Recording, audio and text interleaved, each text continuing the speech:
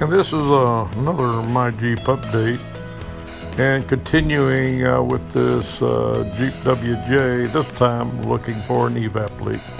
And this is the first time I've used the Autoline Pro smoke machine.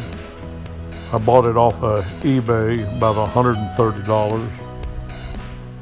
And I got a major Evap leak I'm trying to find. There are several great videos on YouTube showing how to use this particular machine and other products, so I'm going to skip the details on how to use it. The smoke machine seems to be well made, but I did find that some of the electronic connections are delicate, so be careful if you buy it. You must use the vehicle battery as the power source, and there's a two-stage switch on the wiring connection that comes off the smoke machine. The switch you leave in heat only, it says at least 1 minute, and then you go to auxiliary and you should be getting smoke by then. And then you hook it up to where you want it and start hunting for your leaks.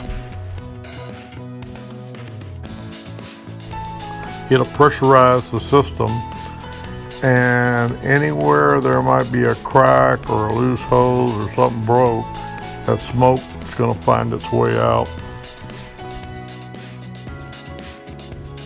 It uses real clean mineral oil to produce the smoke, and they supply one small bottle of this for the first use. And they do sell additional accessories that go with this machine that make it a little easier to find leaks and to set up and make connections.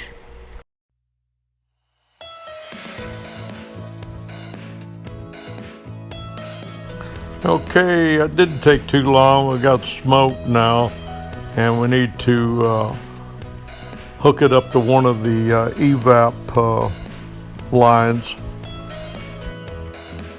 I disconnected the line the purge valve plugs into and plugged into that. I'll have a few pictures of this valve and line. The pros indicate that your large leaks normally come from around the gas tank area, like your filler hose, your gas cap, etc. Here's the line that comes off the purge valve and where you make your connection. It's the same line that comes off the purge valve that has the green cap.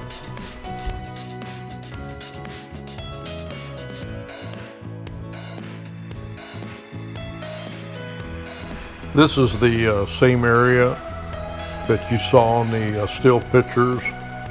Sorry for the bad video. It doesn't take long for the smoke machine to pressurize the system. Okay, headed back to the vapor canister area.